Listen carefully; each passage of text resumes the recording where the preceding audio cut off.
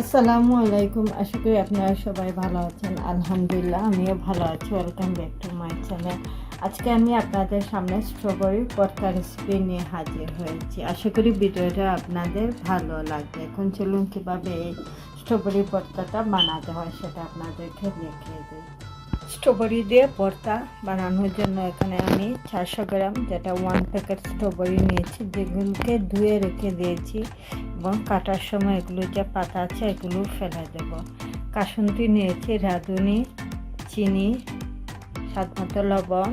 চাইলে যারা ঝাল খেতে পছন্দ করেন, আমি এখানে 2টো লাল মরিচ তেলে ভেজে রেখে দিয়েছি, 2টো কাঁচামরিচ এবং চিলি ফ্লেক্সটা রেখে দিয়েছি উপরে দেওয়ার জন্য। আর আমি 1 টেবিল স্পুন ঢেলে রেখে দিয়েছি কাসুন্দি এবং ধনিয়া পাতা। এখন চলুন প্রথমে স্ট্রবেরিগুলো কেটে নেব। প্রথমে স্ট্রবেরির যে নিচে পাতাটা আছে সেটা ফেলে দিয়ে এই অংশটা কেটে নেব। এগুলোকে পাতলা করে একটু কেটে নিচ্ছি। এই দেখুন এরকম করে সেমভাবে আরেকটা আমি কেটে নিচ্ছি।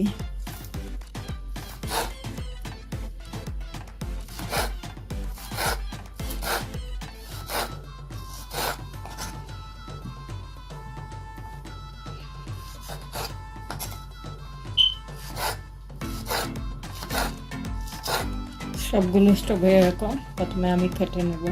গুলো স্ট্রবেরি কেটে নিয়েছি। এখন একটা বক্সের মধ্যে এগুলো ঢেলে নিচ্ছি, যেটাতে আমি মাথাটা দিয়ে দিচ্ছি ধনিয়া পাতা।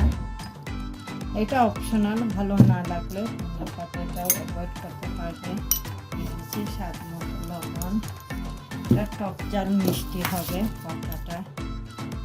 2 টিস্পুন দিয়ে দিচ্ছি সুগার এবং কাসুন্দি দিয়ে দিচ্ছি 1 টিস্পুন। আর মরিচটা আমি পরে অ্যাড করে নেব।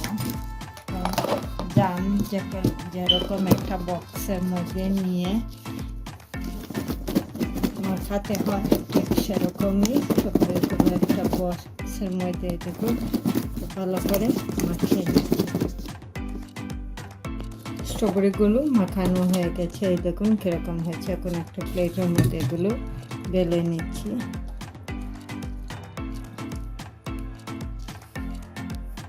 স্ট্রবেরি ভর্তাটা তৈরি হয়ে গেছে, আমি একটা প্লেটের মধ্যে নিয়ে নিয়েছি। খুবই মজাদার এই ভর্তার রেসিপি, আর গরমে যারা ভর্তা খেতে পছন্দ করেন আশা করি তাদের আজকের এই ভর্তার রেসিপিটা ভালো লাগবে।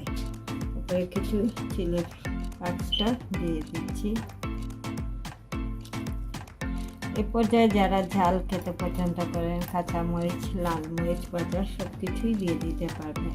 আমি এটাতে দেই নাই কারণ এটা বাচ্চারা খাবে, তাই মরিচটা দেই নাই।